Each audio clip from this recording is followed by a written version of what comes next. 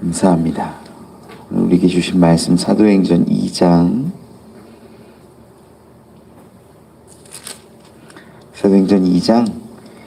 22절로 36절까지 볼 텐데요. 우리 먼저는 22절로 28절까지 우리 교독하겠습니다. 사도행전 2장 22절로 28절입니다. 우리 한 절씩 교독하지요. 이스라엘 사람들아, 이 말을 들으라. 너희도 아는 바와 같이 하나님께서 나사렛 예수로 큰 권능과 기사와 표적을 너희 가운데서 베푸사 너희 앞에서 그를 증언하셨느니라.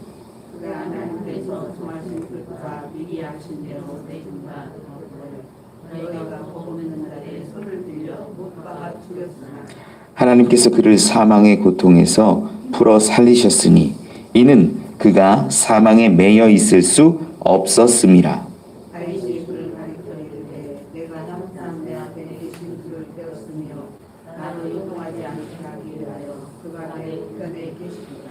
그러므로 내 마음이 기뻐하였고 내 혀도 즐거워하였으며 내 육체도 희망에 거하리니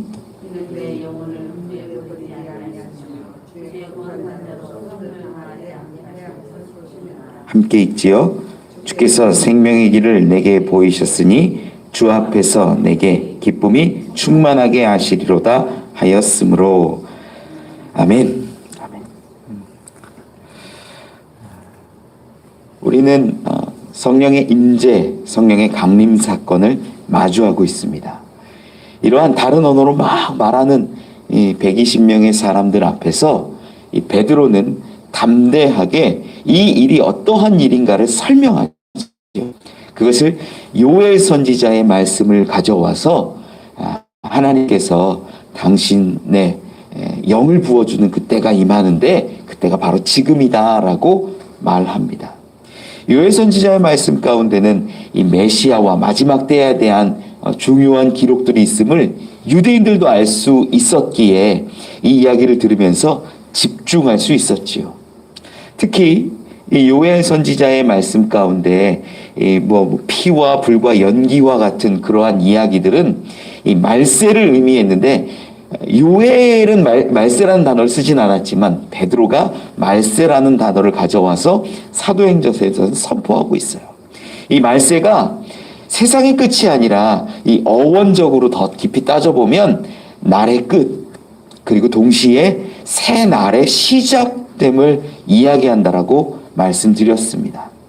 이러한 말세는 즉 하나님의 마지막 그 때는 하나님의 시작의 때요 동시에 구원의 때였다라는 거지요.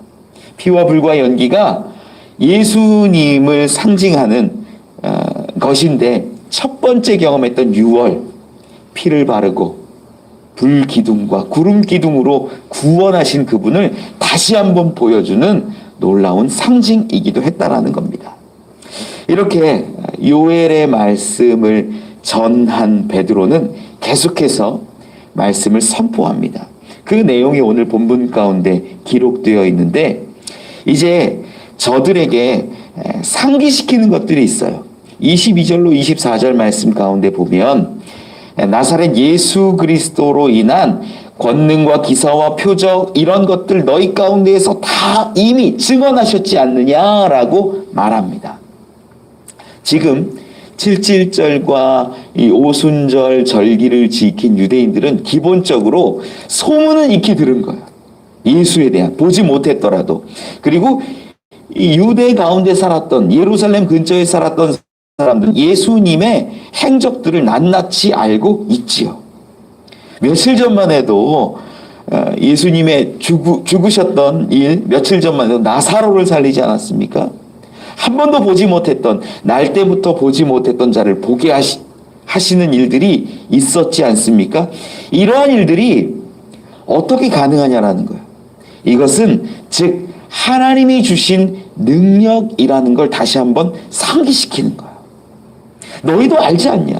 얼마 전에 보지 않았냐? 2달 전에 보지 않았냐? 그때 놀라운 기적 가운데 예수께서 기사와 능력을 펼치셨는데 그것이 하나님이 주신 것 아니면 어떻게 가능하겠느냐라고 말하는 거죠.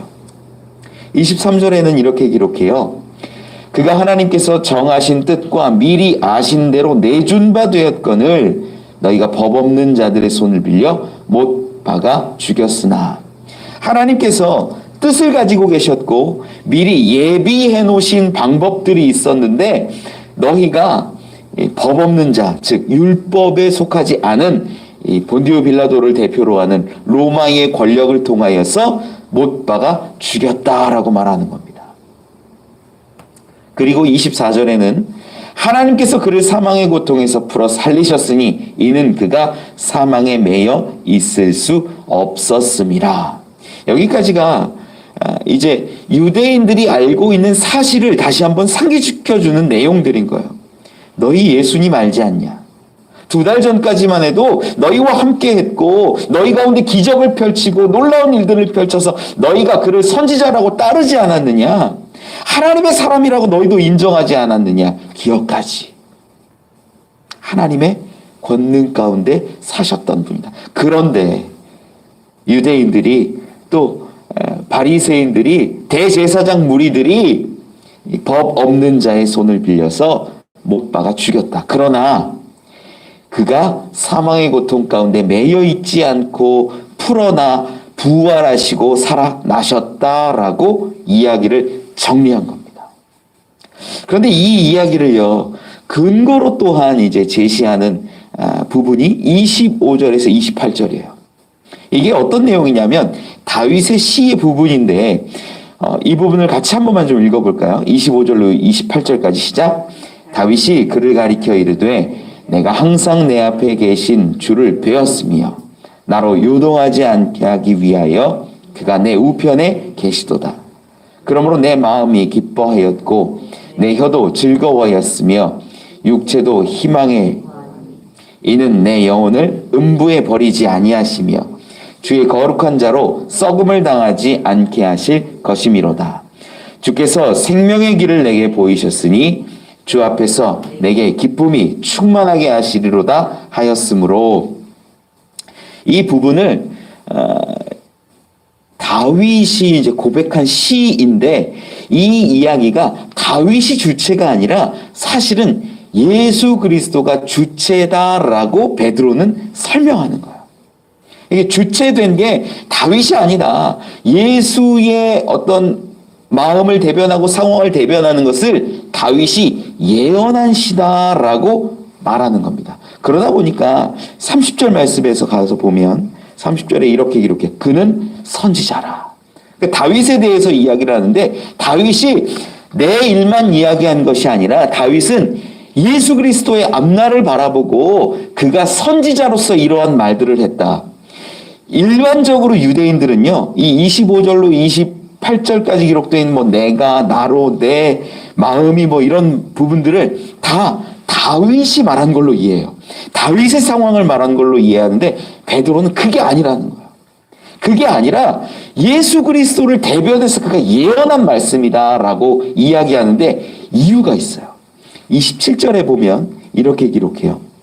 이는 내 영혼을 음부에 버리지 아니하시며 주의 거룩한 자로 썩음을 당하지 않게 하실 것임이로다.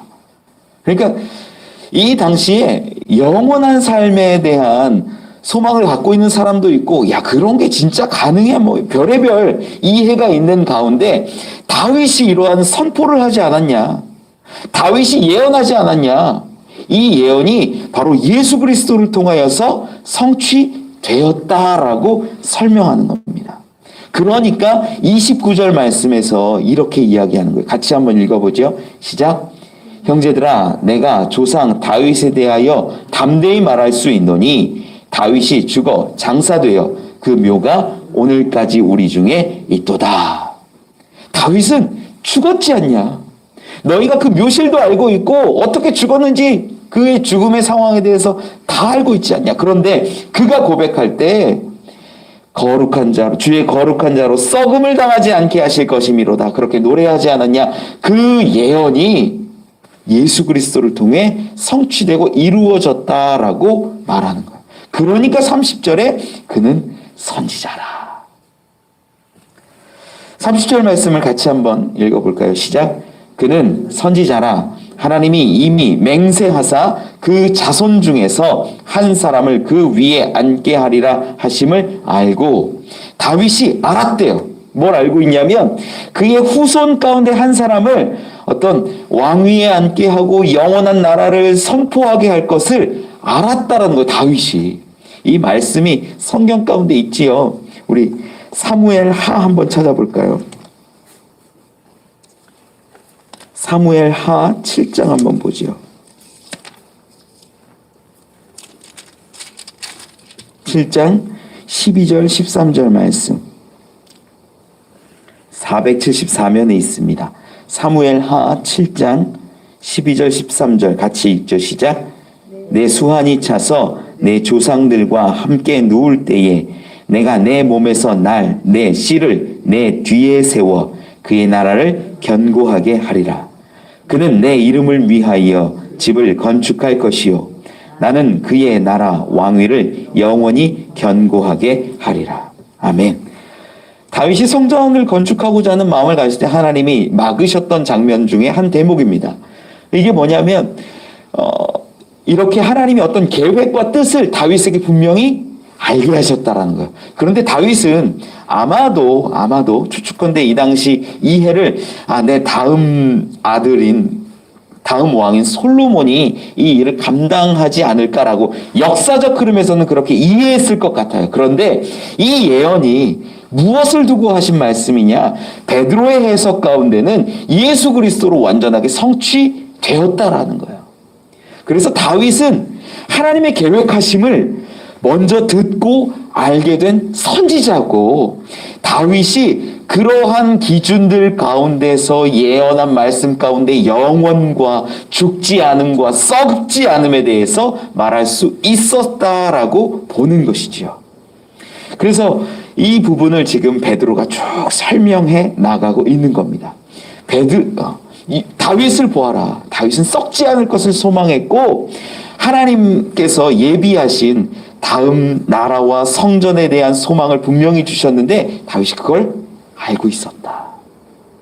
그렇게 말씀을 선포하고 이 이야기를 32절 가운데 정리합니다. 오늘 본문으로 돌아와서 사도행전 2장 32절 같이 읽어보죠. 시작. 이 예수를 하나님이 살리신지라 우리가 다 이 일의 증인이로다. 여기 지금 서 있는 사람은요 120명쯤 됩니다.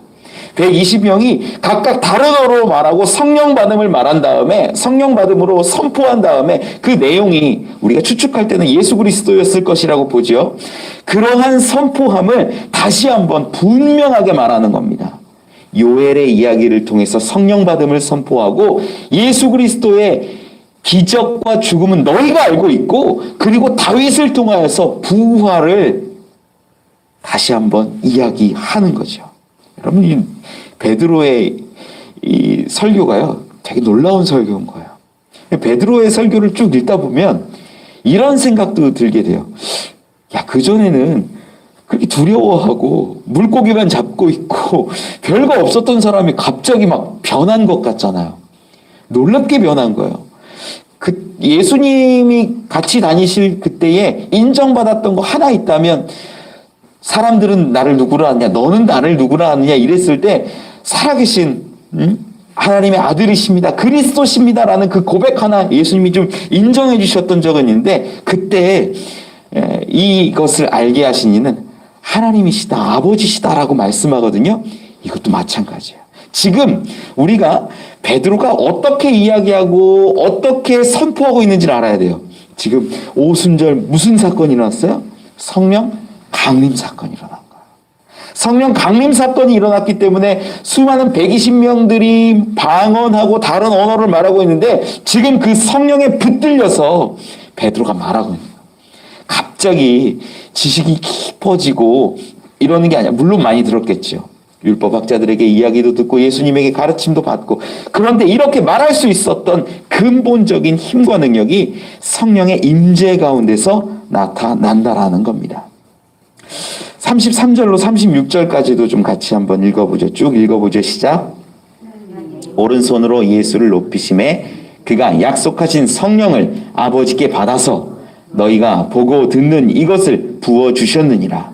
다윗은 하늘에 올라가지 못하였으나 친히 말하여 이르되 주께서 내 주에게 말씀하시기를 내가 내 원수로 내 발등상이 되기 너는 내 우편에 앉아 있으라 하셨도다 하였으니 그런즉 이스라엘 온 집은 확실히 알지니 너희가 십자가에 못 박은 이 예수를 하나님이 주와 그리스도가 되게 하셨느니라 하니라. 아멘. 자, 그래서 이제 예수 그리스도의 부활에 대해서도 승천에 대해서도 다윗을 가지고 인용하여서 베드로는 선포했습니다.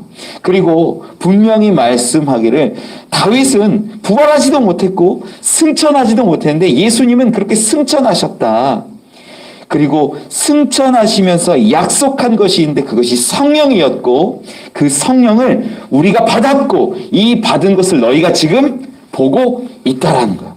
그래서 설교의 구조가 베드로의 설교의 구조가 성령 받음을 본 사람들에게 성령 받음으로 시작해서 성령 받음을 이야기하고 그 다음에 이 성령의 때가 마지막 때인 것을 가르치고 마지막 때가 구원의 때인 것을 다시 한번 깨닫게 해주고 구원의 때는 예수 그리스도로 온전해지고 이 구원이라는 건 예수 그리스도의 죽으심과 부활과 승천으로 증명되며 그분이 약속하신 성령이 이곳에 다시 왔다.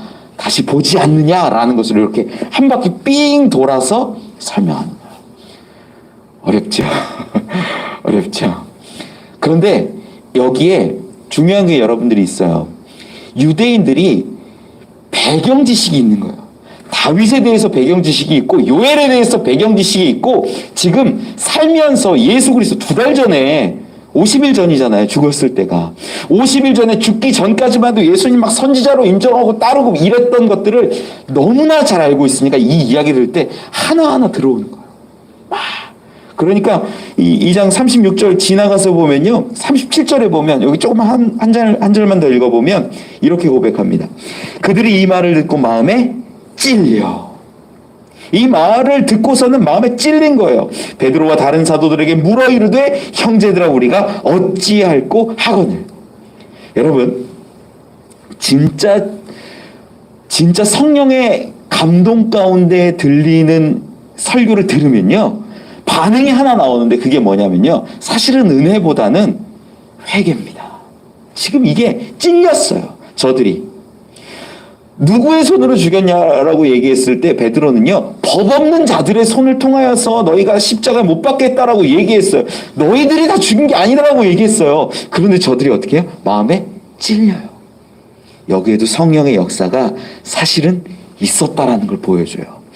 지금 성전 가운데 120명이 기도하고 방언하고 있을 때 120명에만 간증은 임했던 것 같지만 나머지 사람에게도 보이기도 하고 들리기도 했을 수 있어요.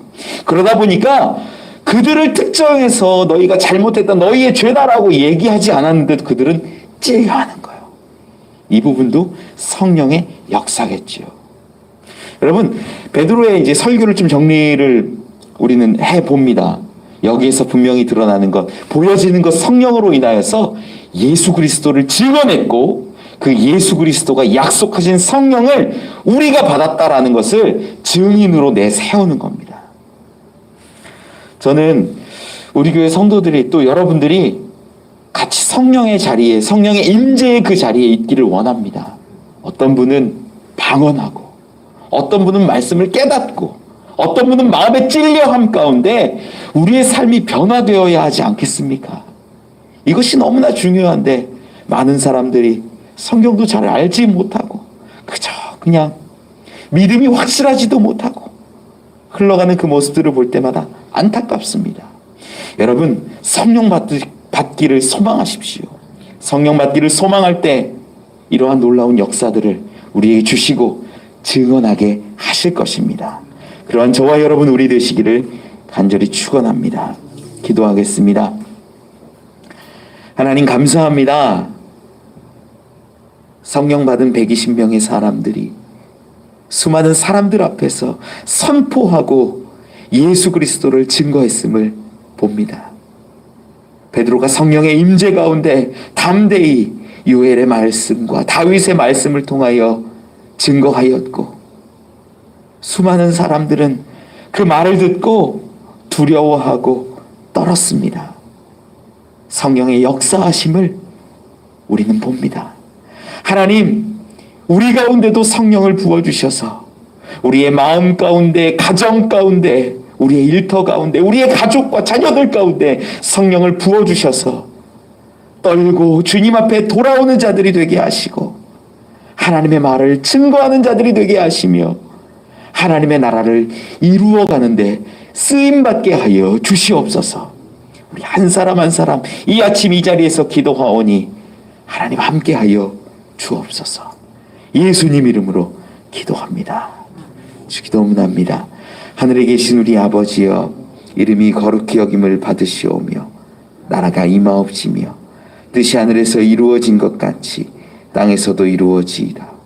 오늘 우리에게 일용할 양식을 주시옵고, 우리가 우리에게 죄 지은 자를 사하여 준 것 같이 우리 죄를 사하여 주시옵고, 우리를 시험에 들게 하지 마시옵고 다만 악에서 구하시옵소서. 나라와 권세와 영광이 아버지께 영원히 있사옵나이다. 아멘.